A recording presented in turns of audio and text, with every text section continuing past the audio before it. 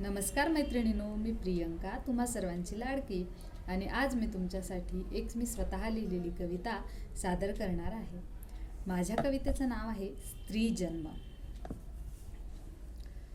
स्त्री जन्माची ही कहाणी ऐक भल्या माणसा.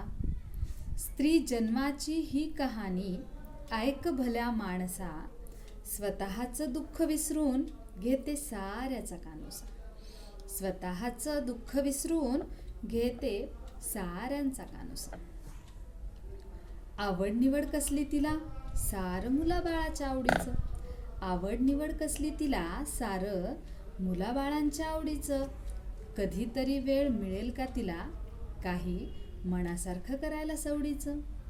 कधीतरी वेळ मिळेल का तिला काही मनासारखं करायला सवडीचं.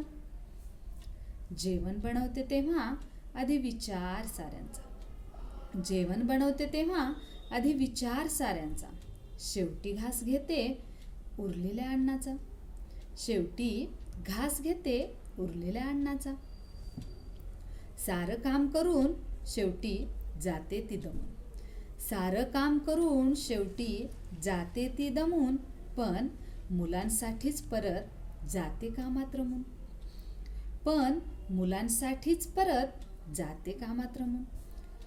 स्वतःला विसरून ती इतरांसाठी जगते. स्वतःला विसरून ती इतरांसाठी जगते. आपल्या आधी साऱ्यांची व्यवस्था ती बघते. आपल्या आधी साऱ्यांची व्यवस्था ती बघते. दुसऱ्याच्या सुखासाठी ती नेहमीच असते झटत.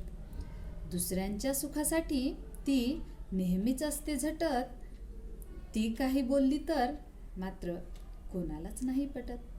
ती काही बोलली तर मात्र कोणालाच नाही पटत.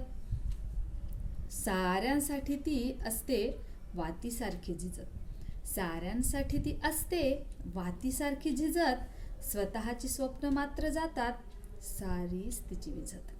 स्वतःची स्वप्न मात्र जातात सारीच तिची विझत. मुलं होतात मोठी रमतात आपल्या विश्वात.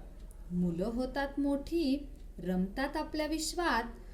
फक्त आईच मुलांच्या बसत नाही तत्वात. फक्त आईच मुलांच्या बसत नाही तत्वात.